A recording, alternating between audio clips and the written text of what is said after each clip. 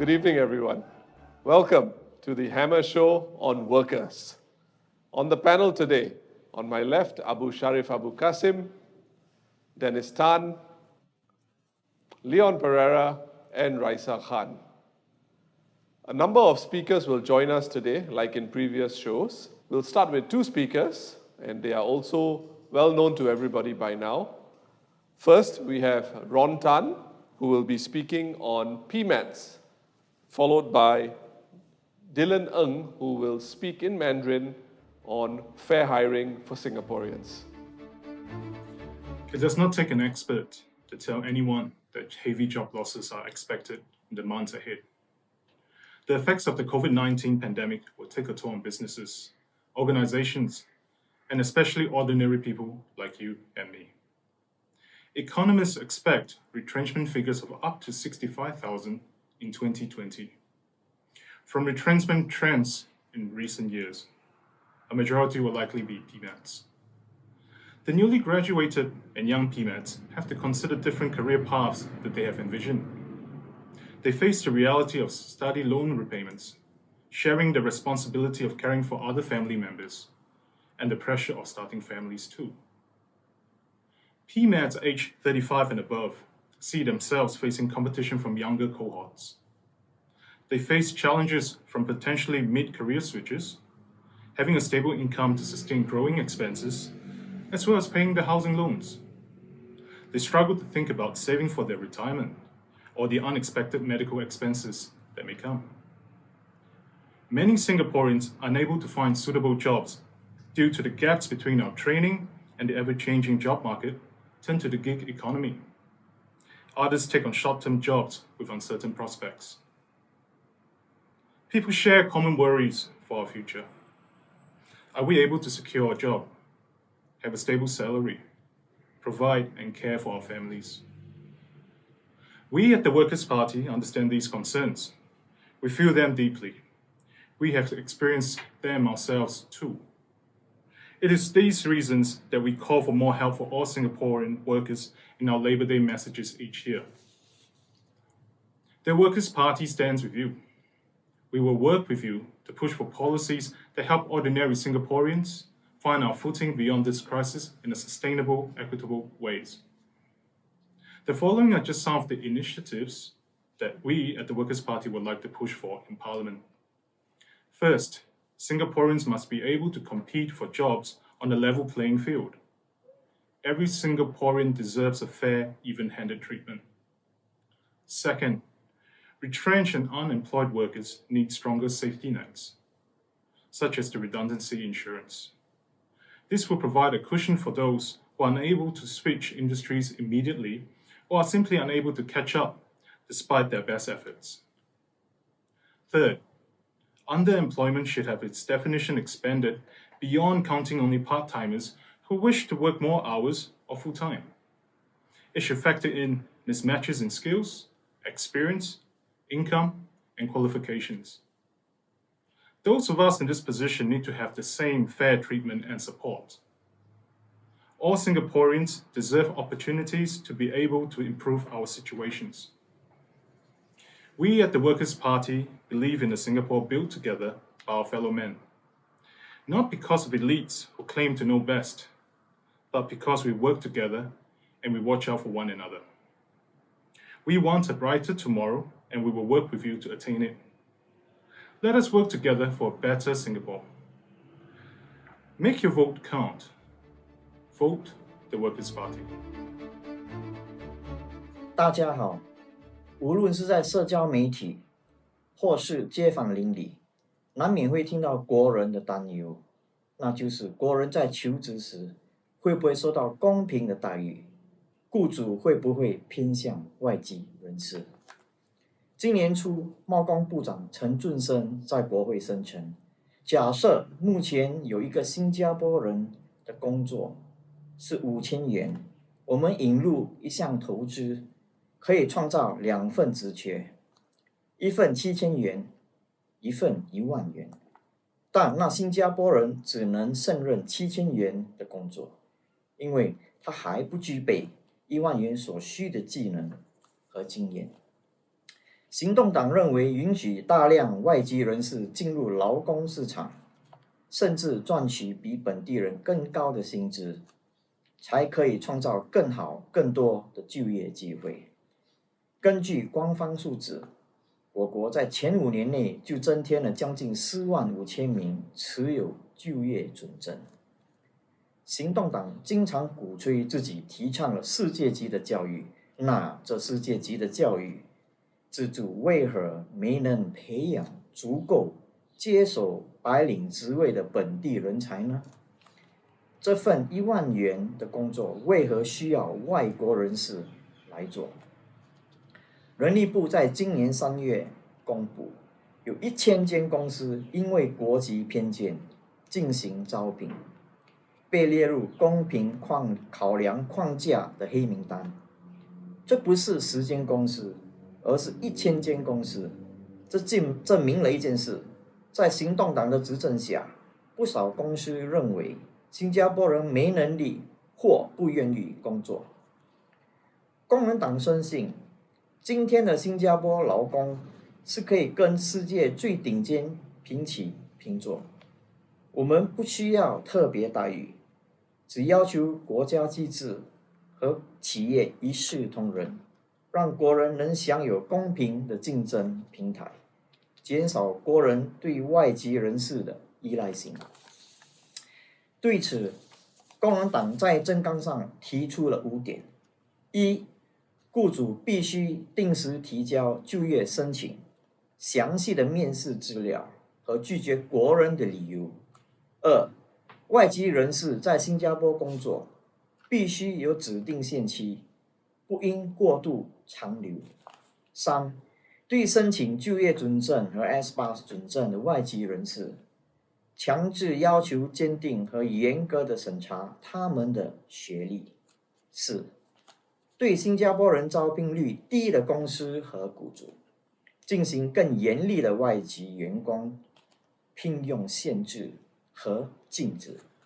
最后，在奖励方面，工人党提出减低课税、提供税收回扣和减少官方收费等措施，进一步激励雇主聘请新加坡人。工人党相信，国人有资格与能力在不同行业服务，国人只恳求公平的竞争机会和对等待遇。工人党承诺会与全体新加坡人民并肩作战，守护国人的劳工权益。我们会在国会内外为新加坡人争取应当的保障。请投工人党1票，让您的1票成就未来。谢谢。Welcome back, everyone. Let us start with the Q&A session with the panel. The first question really comes out from what was shared about the fair consideration framework. And I'd like to point this question at Sharif. Sharif, the fair consideration framework was an important tool that the government introduced, I think almost 6 years ago now. And its purpose is to ensure that companies don't show an unfair preference to foreigners, amongst others. Now, PMAT Singaporeans are the ones who find themselves displaced from the workplace quite quickly and you find in certain cases foreigners, they realize that foreigners are replacing and taking over their jobs. And that, of course, has caused a lot of angst and frustration among some Singaporeans. Now, how serious is this problem of unfair hiring practices? And what can we do to nudge companies and businesses to hire more Singaporeans? So as the speaker pointed out just now, about 1,000 companies are on the Fair Consideration Framework watch list. Now, why are they on the watch list? It is because they have a higher share of foreign PMETs compared to their industry peers. Now, this actually, in my view, stems mainly from a business-friendly environment that is in place. Now, we need that business-friendly environment. Yes. But what I think is that it should not be at the expense of employee-friendly environment. Yeah. So if we look at the Fair Consideration Framework, which was implemented in 2014, one of the main reasons it is implemented was due to ground-up pressure. So there were feedback from our Singapore conversation, employer groups, as well as NTUC. And there were also views shared informally through social media. Yes. Yeah, and even conversations that you often hear, even coffee shops. Yeah. So what happened over that time, from 2014, was that the number of employment pass holders went up from 178,900 in 2014 to 193,700 in 2019. And this is while the share of resident tertiary educated workforce was rising over the years. And at the same time, the older PMETs who were retrenched, there are no figures on whether, when they got rehired, whether that rehiring is in PMET positions. I need to emphasize something, which is that I'm not against foreign PMETs being hired, okay? Their presence is definitely necessary, so long as, there are skills gap or there are shortage. Their presence is definitely welcome and it is necessary. All I'm saying is that, it should not be at the expense of local PMETs. So in order to help local PMETs, I think there should be a lot more vigilance when it comes to, ensuring that false declarations are dealt with, and that employers should submit a more detailed description about their recruitment practices. I think these are the things that should be in place in order to, ensure that local PMETs are not at a disadvantage. Yes, I think one of the proposals also we have in our manifesto is to encourage the government to incentivize companies and businesses to hire Singaporeans. I think on that, let's also pick up a point which was raised by Ron, and Sharif alluded to it earlier, Leon. It was about underemployment. That transition when PMETs move into other jobs if they've been retrenched. Really, are they moving back into PMET jobs? Or do they have to move into other, for example, the gig economy? So on that note, perhaps it's helpful for us to ask this question, because some people may be wondering what is underemployment. I mean, Ms. 𝗶𝗵𝗵, our party chair, spoke about it at a recent budget committee of supply session. Why do you think we should start tracking underemployment more closely? And perhaps, Leon, you could just explain to the audience, what is underemployment? Because it's an important issue, I think, that we have to get a better grasp on. Well, Pritam, I think underemployment is really the big jobs challenge of the 21st century. The pace of industry disruption, Industry 4.0, is making many job categories obsolete, and that change is accelerating. So the International Labour Organization has done a great deal of work, has published papers and studies looking at this issue of underemployment. And they have concluded that there are essentially three types of underemployment. There is time-based, skills-based, and income-based underemployment. Right now, the Singapore government only measures time-based underemployment, which is people who are working part-time and they want to work more part-time hours, but skills and income-based underemployment is not really tracked. And it's a huge issue. Pritam, I think you hit the nail on the head.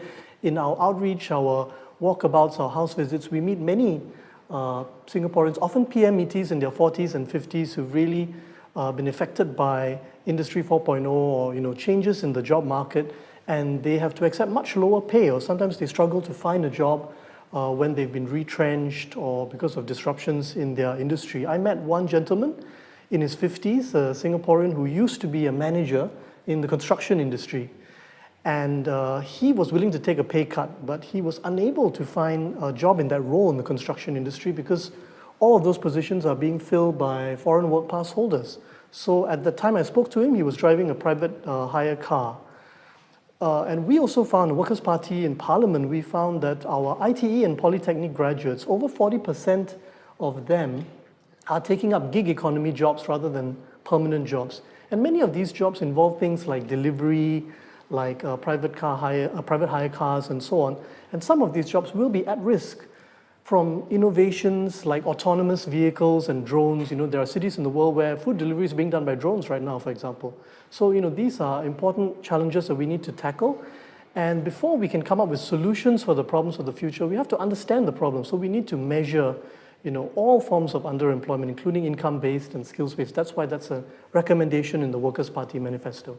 I think one of the points, actually, when you spoke about that 50-year-old man, is that we do also get a sense at the workplace sometimes that there is age-related discrimination. It's not just an income issue, but an individual could be deemed to be too old for the job when actually he or she may have many, many more years to give.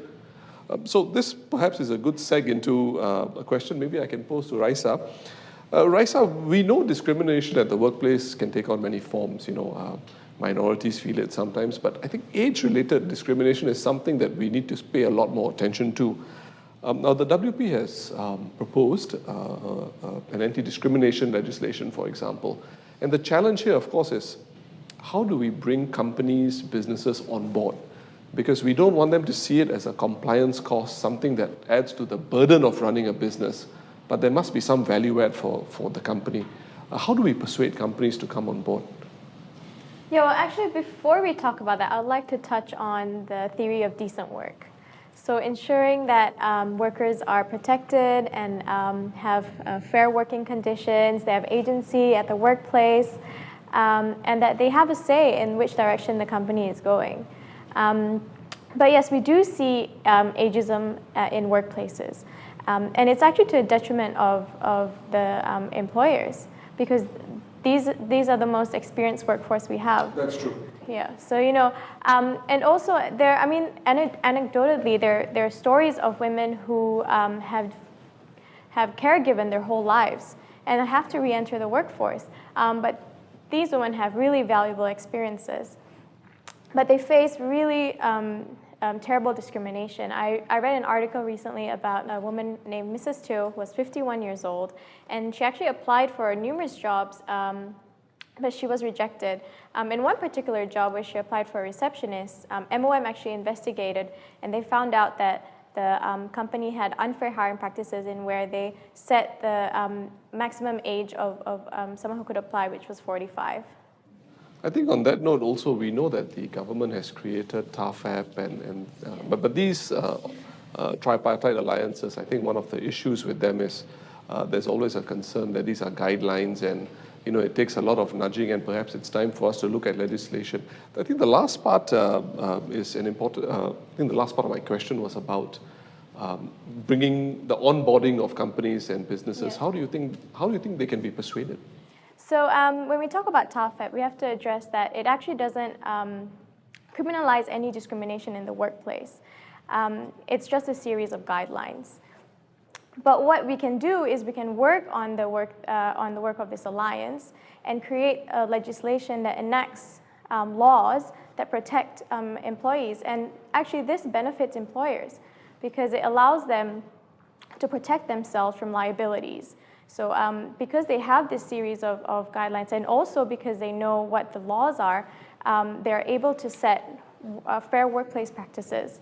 That's a good point. I think, and it also promotes a very healthy, a more healthier culture within the company. And I think if you have a company that is working well like that, I think the outcomes of the company tend to be positive more than anything. I think this brings us to the close of the first segment. What I'll do now is I'll introduce another speaker. He's again no stranger to all of you. His name is Yee Jenn Jong, and he will share with us his thoughts on the minimum wage. Dear fellow Singaporeans, to outsiders, Singapore is a developed nation with high per capita GDP and the Swiss standard of living. Yet in our heartlands, we have people who struggle to pay their bills and who barely see increases in their salaries for many years. A recent survey found that 2/3 of working locals did not have enough savings to last them beyond 6 months. It is as if we are two distinct countries in one small island. How did that happen? Our government has a blind faith that we have to keep growing the economic pie before we can share it. over the past 3 decades, we have brought in many migrant workers at low wages to chase for growth at all costs. In 2001, our non-resident workforce stood at over 680,000. Today, the number has more than doubled to 1.42 million. The vast majority of them are low-wage workers holding work permits and S passes. Our locals who have moved into higher wage sectors have earned decent wages. But Singaporeans who work in the same domestic job sectors as low-wage migrant workers have found their wages depressed. Today, there are over 100,000 Singaporeans who earn a take-home full-time pay of less than $1,300 per month. This is below the $1,300 per month that an average 4-person household in Singapore would need to spend each month on basic necessities such as food, clothing, and shelter. There is a large number of Singaporean families, invisible to many, who have difficulties making ends meet, even though their breadwinners are working hard to provide for them. I see that every day in the past 3 months as we give cooked food to several low-income communities in the Marine Parade GRC. The Workers' Party believes in growing the economic pie sustainably and in sharing the pie equitably for Singaporeans. This is more important than ever in this time of crisis. We need to urgently commit to tackle inequality. We must state our commitment by giving low-wage workers a dignified salary. We call for all working Singaporeans to receive a minimum take-home pay of $1,300 per month for full-time work, with wages for part-time work prorated. Beyond work, there must be a national strategy to combat poverty. The Workers' Party had actively called for the government to publish an annual State of Social Protection report to measure our progress in fighting poverty and in social mobility. We want to empower vulnerable groups to move up the social protection steps to become more self-reliant. This measure should form part of the key performance indicators of how the government is doing to help those trapped in low wages and in poverty. My fellow Singaporeans, our pledge talks about equality. Let us walk the talk. You can let those in power know that you want a better Singapore for us and for our children. Make your vote count. Vote the Workers' Party. Thank you, JJ. The minimum wage, as everyone knows, has been on the Workers' Party manifesto for a very long time. And Dennis, this is a good opportunity for me to bring you into the picture. Now, we know that the number of workers on a salary of less than 1,300 in Singapore is, as a percentage, not very large, but as an absolute number, I mean, we're looking at perhaps in excess of 100,000 workers, and that's a huge number. And what I think we have seen from the PAP government is a response. The response has been the progressive wage model. What are the shortcomings of the progressive wage model? And by calling for a minimum wage, is it possible for us to address this criticism out there, which is if you give the minimum wage, then you are encouraging a sort of a crutch mentality? It's an argument I don't particularly enjoy listening to, but I think we should address it squarely. The minimum wage provides for a universal living wage. The progressive wage does not actually provide for that. It has different floor levels for different jobs, and many workers are actually not paid a living wage. Moreover, the progressive wage only applies to limited industries. Yes. And in the case of Singapore, low salaries for certain jobs and industries have nothing to do with productivity, and it has to do with competition with foreign workers competing for the same jobs. So it will be a race to the bottom if we continue this way uncontrolled. The cost of living of Singaporean workers is another concern. Because the cost of living of Singaporean workers and their financial burden that they bear are different from what the foreign workers may have to shoulder. For example, the housing loan installments that many Singaporean workers will have to pay every month, the foreign workers don't really have that kind of burden. The other thing to note is that the progressive wage has not raised the salaries to a level that allows all Singaporeans to live with dignity.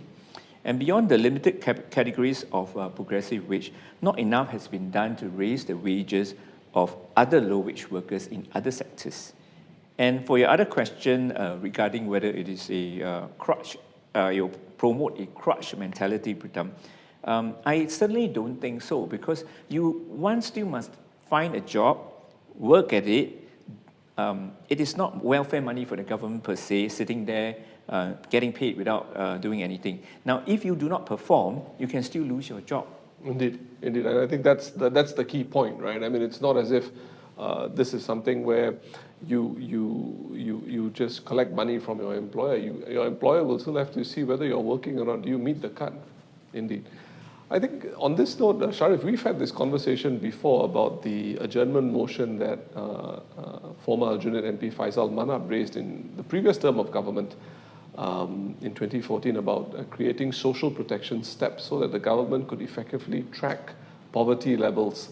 And the idea behind these social protection steps is to really develop a national strategy to combat poverty. And to do that, the proposal was to establish social protection steps pegged at the 30%, 50%, and 80% marks of the annual median monthly household income per member, so that support can be targeted more accurately.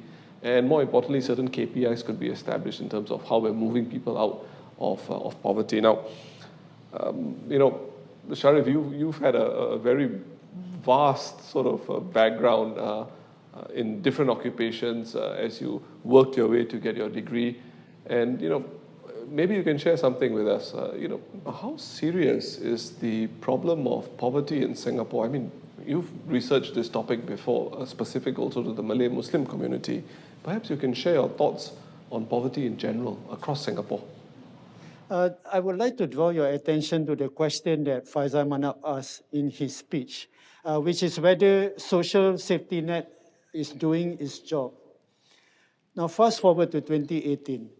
2017-2018 household expenditure survey shows that the bottom 20% of households are spending 2,570 per month. And this is actually more than the 2,235 they are earning per month. And this includes the government transfers like workfare. Yes. Right? So according to the report, the disbursement of government transfers and rebates and subsidies supplement household income. The question that I have is whether all these are sufficient. Now, the COVID-19 situation has impacted the socio-economic landscape dramatically. The low income, they got disbursements over the 4 budgets that was announced. It does help them, but my concern is about the longer run. Already there's talk about raising GST, even before we could wrap our heads around the full impact of COVID-19. I do worry about whether poorer households will be able to cope in the longer run. Now, we need to look at the Singapore context. Highlighting the plight of the poor is not easy. We are already inculcated with an infallible form of meritocracy. So because of this, attention tends to go towards their attitudes rather than their needs. And when we analyze the poor, we tend to think in terms of poor choices rather than poor options. So I think this is one thing that needs a fundamental rethink if we really want to address the problems of the poor and the needy. Oh, that's very helpful, Sharif. Thank you so much for sharing that with us. I think on that note, it's a good point for us to welcome the next 2 speakers, our final 2 speakers. Kenneth Foo, who will speak on the redundancy insurance, a proposal that was brought up in Parliament by former NCMP Associate Professor Daniel Goh, and Azhar Latip, who will also join us and speak about the prospects for gig workers. What is a robust social safety net important. In my experience as a legislative assistant in Aljunied GRC, I often meet residents who seek help for financial assistance and job placement when they lose their jobs. Losing a job often means losing the income to support their family, and this can be extremely stressful. With the current COVID-19 situation, many Singaporeans are at the risk of losing their sources of livelihood. On the 28th of April 2020, the Monetary Authority of Singapore says that it is expecting more job losses, wage cuts, as the Singapore economy deals with the large abrupt shock from COVID-19. It further highlighted that workers in retail, F&B, and recreational services are vulnerable to layoffs. While the Ministry of Manpower recommends employees pay retrenchment benefits to retrenched employees who have served the companies for at least 2 years, some companies may not be able to do so for various reasons. This means that these workers may suddenly be unable to cover their essential expenses. In the longer term, business restructuring across industries and other crises will be inevitable. Retrenchments are bound to happen in uncertain times. As such, financial support for our fellow workers to bridge and transit through these tough times is essential. However, we cannot only rely on the employer paying the recommended retrenchment benefits. We cannot expect the government of the day to fund income shortfalls of retrenched citizens with past reserves. We at the Workers' Party believe that we should improve the social safety net, sustainability for the rainy days that's yet to come. Therefore, the Workers' Party worked on our proposal for redundancy insurance, or RI. It is aimed at protecting Singaporeans and ensure that they have the means to support themselves in their time of need. How does a RI work then? Workers and employers will contribute to a centrally pooled fund. In the event that someone is retrenched, a payout will be made from this pool. We propose that each Singaporean contribute 0.1% equivalent of the median income of Singaporeans, which is about $4.50 a month. A retrenched person may claim up to 40% of his or her last drawn pay.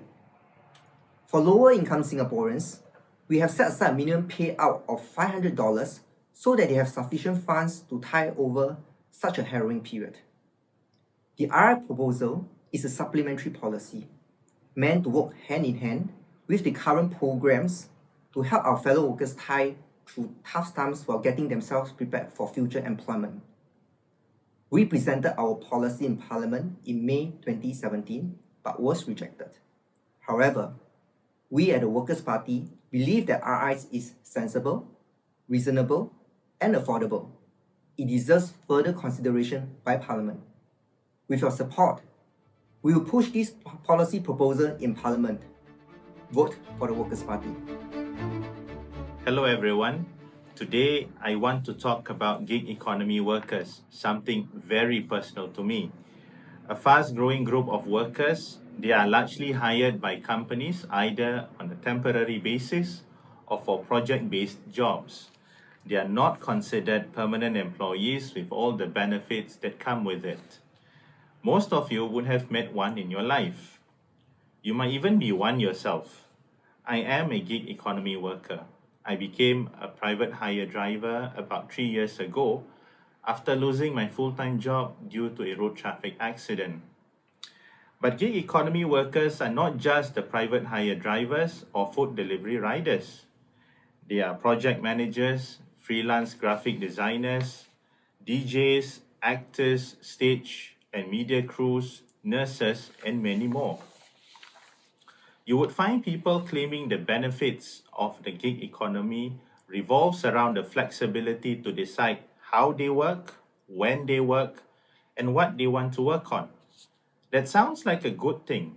However, not everything is rosy about the gig economy. Over the years, we in the Workers' Party have seen problems and issues surrounding the gig economy. The allure of being your own boss, touted by ride-hailing companies, has increasingly been shown to be a little more than a pipe dream for most private hire drivers. private hire drivers now drive long hours just to earn a living. Many, including myself, are casualties of cutthroat competition, left to fend for themselves with little bargaining power. This was especially evident when Uber's sudden departure left thousands of Uber drivers scrambling. In 2019, many food delivery riders were blindsided when the authorities announced a sudden ban of PMDs from usage on footpaths. While safety is paramount with the errand riders, this impacted a majority of food delivery riders who made the effort to comply with the ever-changing regulations. No wonder we see all those food delivery riders at various Meet the People sessions island-wide expressing their disappointment.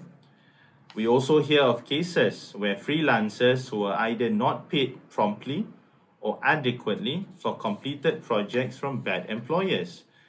This causes anxiety as they look to pay their bills on time.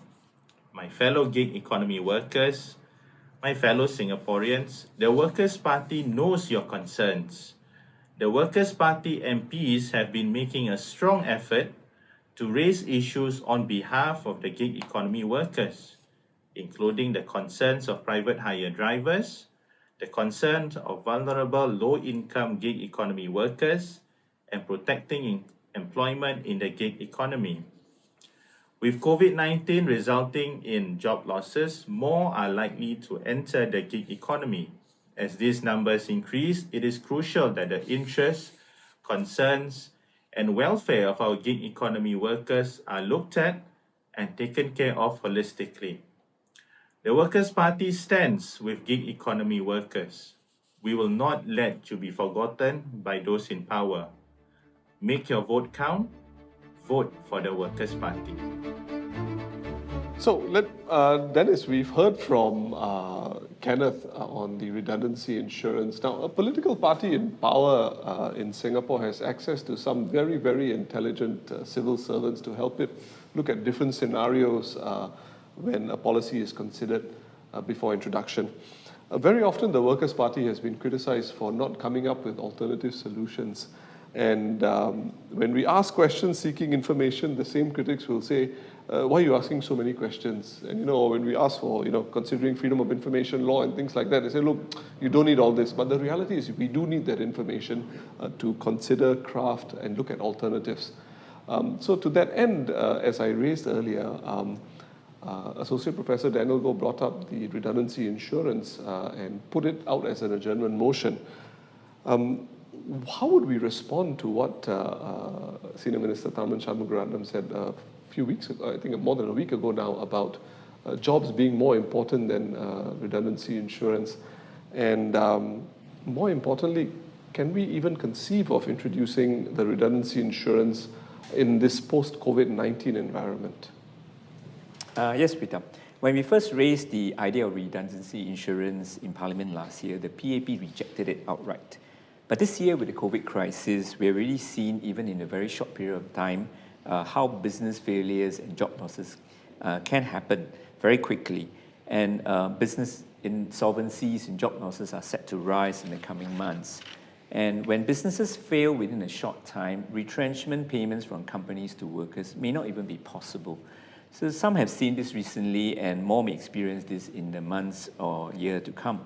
Now, the government cannot be expected to continue to give the same handout from their government coffers and reserve each time there's a retrenchment, and they won't do that. Imagine everyone has the security of, say, 6 months payment of, say, 40% of one's income up to a cap after you've been retrenched. This is redundancy insurance.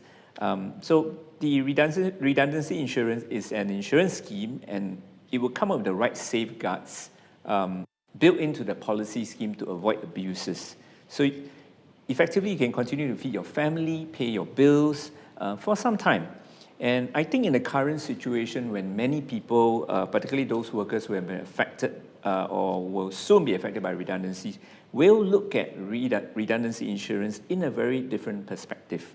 And do bear in mind, this redundancy insurance is not dependent on per capita or household income limits or value of property. as imposed by the government for handouts that we have seen recently. So again, this is taking place in a post-COVID world, which the PAP is very unfamiliar with. I think on this note, we should pick up on what Azhar was talking about, the gig economy worker, because in times like this, when you get retrenched, you lose your job, the gig economy is a quick solution for some, but of course, not in the context of a circuit breaker, especially if you're looking at driving a vehicle. But then again, you had a substitute in the delivery of food and things of that nature. So the gig economy actually, Leon, is pretty flexible like that for workers. The issue I think we have to think about is with the creation of 100,000 new jobs overseen by the National Jobs Council, should we actually encourage our workers to say, look, try and move back into conventional employment rather than rely or over-rely on the gig economy? I think that's one question perhaps that workers really have to be asking themselves in this age of disruption where new technologies can make you lose your job so quickly. So you probably want to be upskilled and reskilled as much as possible. And also, of course, the benefits that you get from conventional employment, the health benefits, the health insurance schemes, CPF benefits, it seems to suggest to me that we should actually push workers more in this direction. What are your thoughts on that, Leon? Well, Pritam, I think that's a very big and very important question. And to me, the answer to that question is that we have to support people in the choices that we make, and we have to support people who choose to work in the gig economy on a freelance capacity, as well as those who are seeking permanent jobs. And among Singaporeans, there are a significant number of Singaporeans who prefer to work in a freelance capacity because that gives them more control over their time. They can say yes or no to different customers, depending on whether they want to work with that customer. So we've got to support that, and I think we have to do certain things to ensure that they have access to reasonable means to build up retirement savings, access to reasonable means of healthcare insurance for their healthcare needs, that they have recourse when invoices are paid late or when invoices are unreasonably not paid. So Workers' Party MPs in Parliament have spoken up repeatedly actually on these issues about the interests of gig economy workers, and I think we will continue to do so. But having said that, if you look at the overall workforce, the proportion of gig workers has been growing, but it hasn't been growing radically, it hasn't been growing dramatically. And 90% of our workforce still prefer permanent employment with the career path and security that brings. And so we face a challenge to really root good jobs, good permanent jobs in Singapore. And that means getting many, many moving parts right. We have to create a climate which is innovative. We have to nudge less productive industries towards more productivity. We have to give a boost to entrepreneurship.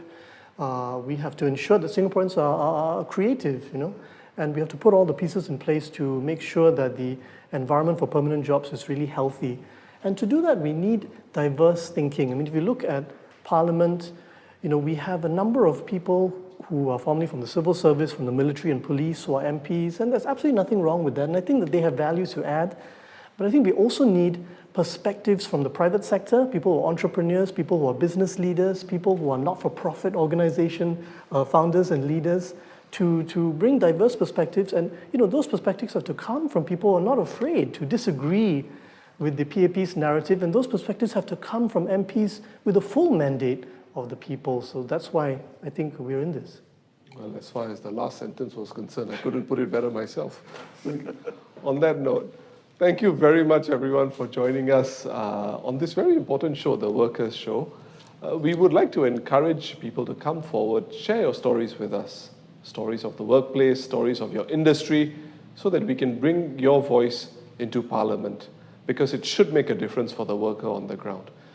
On that note, I think what I will do is I will ask the panelists just to share a few words before we wrap the show up. And maybe I can start with Sharif.